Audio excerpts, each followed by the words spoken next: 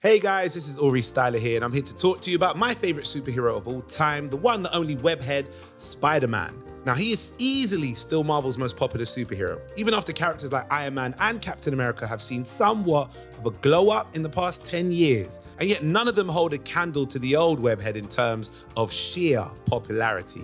There's something about his dorky personality and genuinely relatable backstory that is eternally appealing to comic book readers. I mean, what self-respecting comic book nerd can't relate to a four-eyed kid who loves science and gets bullied in high school? This is also why someone like Spider-Man has possibly the most alternate reality versions of him floating around in the Marvel Universe. His origin and personality are so perfectly and lovably dorky that they can easily be transferred into any new setting. While some of these new Spideys are basically just reskinned versions of the Spider-Man we all know and love, some are a little more out there in terms of backstory, and some are just plain weird.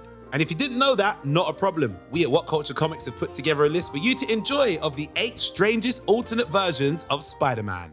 Number 8, Norman Osborn Spider-Man. During the Spider-Geddon event, a new Spider-Man from Earth 44145 was introduced, a 6th-armed Norman Osborn. Exactly how Norman inherited Spider-Man's powers is never explicitly stated, but he is obsessed with finding the answer to interdimensional travel and, in turn, the power inside the cosmic cube. Earth 44145's version of Peter Parker actually reaches out to his childhood friend Harry Osborn to inform of his father's nefarious plans, only for Norman to kill Peter in revenge. Harry, not too pleased about his father trying to manipulate time and space and also killing his best friend, dons the experimental Kobold suit, Oscorp's version of the Green Goblin suit, and attempts to beat up his old man. During the fight, Osborn's cosmic cube is destroyed, briefly granting him the interdimensional powers he craved before he's yoinked out of time and space by Spider-Punk. Osborn is then roped into helping the other Spider-Men fight the Inheritors, but eventually quits the team due to him not getting his own way. In a later story, he is eventually defeated by none other than Dr. Octopus during the Superior Spider-Man storyline and stripped of his interdimensional powers. And if you ask me, serves you right. Number 7, Blue Man Group Spider-Man. In terms of pure aesthetics, Earth 13584's version of Spider-Man is definitely one of the more out there interpretations of the web slinger. Due to a further mutation developed from the spider bite, this reality's version of Peter Parker has gone full Tobias Funke and turned completely blue, with some freaky looking spider eyes to boot. In this version of Earth, Spider-Man decided to take Hell's Kitchen as his turf, massively annoying fellow superheroes turned mob bosses Iron Man and Doctor Strange. After the turf war reaches its peak, he's eventually killed by Tigra after a long battle with Doctor Strange wears him down. This reality then folds in on itself, erasing the minds of everyone involved and deleting the memory of Blue Man Group Spider-Man from existence. That's probably for the best. Number 6, Rampant Murderer Spider-Man.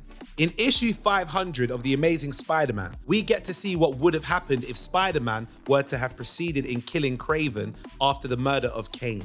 In The Amazing Spider-Man number 637, 137 issues after this one, this version of Spider-Man is shown to have murdered Kraven. After being kicked out of the Avengers, he's gone on to murder his entire rogues gallery. As a result of all the angst he's clearly experiencing, he grows his hair long, which actually looks kind of cool, and dons a leather Spider-Man costume, which also looks kind of cool too. At the end of his time as Spider-Man, he eventually comes face to face with law enforcement, who offer him a plea bargain. Not only does the elderly Peter refuse, he instead chooses to fight the officers and go out in a hail of bullets. And damn, does he look stylish doing it. Number 5, Uncle Ben Spider-Man. In this universe, when Peter Parker went to that now famous science demonstration, it wasn't him that ended up getting bitten by the radioactive spider, but instead his Uncle Ben.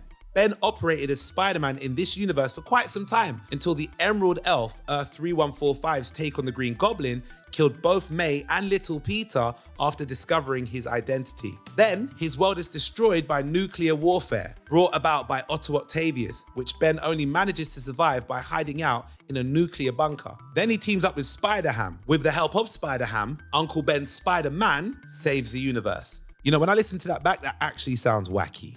Number 4, The Web Slinger. Avatar's Covenant of the Shield is a 3-issue miniseries written by Len Kaminsky. It's a sort of ye old fantasy retelling of the Marvel Universe. It's exactly what you would expect from something with such a dumb name. Following Captain Avalon's quest to rescue his son, and I might butcher this name, Savan Jr., from the evil clutches of the Dreadlord. That's reality's version of Baron Zemo. Some of the characters featured are literally just the same as their Earth 616 counterparts, except with much more sillier names, like Green Sky Smash Troll, or as we like to refer to him, the Hulk. Spider-Man's counterpart, the Web Slinger, is actually given his powers by this reality's version of Madam Web. He was trained by her to use his powers only for other people and never for himself. That is until, and I'm reading this directly from the comic, a brigand attacked his beloved uncle. And for the heinous crime of protecting his loved ones from bodily harm, he's cursed to live as a grotesque giant spider for the rest of his life. Thee should have let thy old uncle die as usual, Petey. Number 3, child abuse Spider-Man.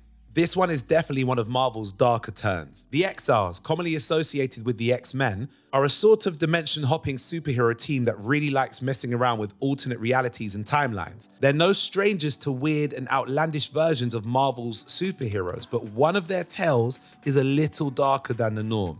In X-Men Unlimited number 41, Wolverine, Blink, and Nocturne track down a rather unfortunate young man called Peter Parker, who lives with his Uncle Ben. However, unlike most that share the Parker name, Peter, who can't be older than 10 years old based off the artwork, witnessed his father kill his mother whilst he was sitting on her lap before his father turned the gun on himself. And if this wasn't depressing enough, after being taken in by his Uncle Ben, he is then subjected to regular beatings and forced to live in the cellar with a freaky spider monster.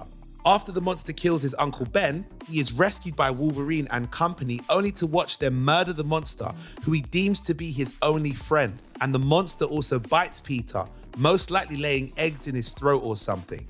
This is definitely one of the more twisted of the alternate versions of Spider-Man. Number 2, Spider-Man Ruins. Ruins, a 2-part miniseries written by Warren Ellis, is kind of a parody of Kurt Busiek's seminal work on Marvels, a great book which you definitely should read if you haven't already. Instead of following the incredible and inspiring adventures of the Marvel Universe's brightest heroes, Ruins instead dares to answer the question, what would it be like if superpowers were actually super awful?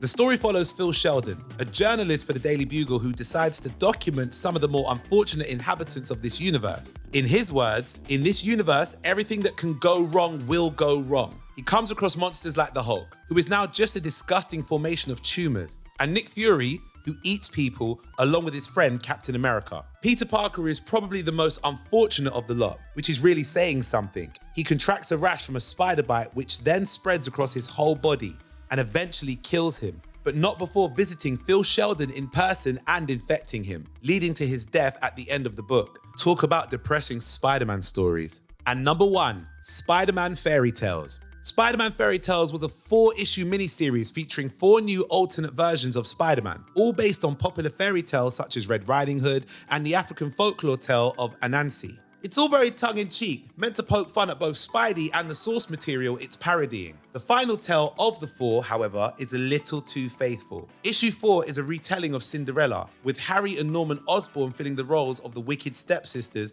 and Peter Parker taking on the role of Cinderella, hoping to win the hand of Princess Gwen Stacy. After both his father and Uncle Ben are killed in a skirmish, Peter's father begs Norman to take Peter into his care, because apparently a guy who dresses up like a goblin on the battlefield is a great guy to trust with such a task. For the most part, it's a faithful retelling of Cinderella, except for the part where Peter crashes the ball in blue and red spider armor and accidentally gets Gwen killed. On the plus side, if I could even say that, afterwards he dons a sweet Secret Wars-esque black armor out of grief and kills people for the king.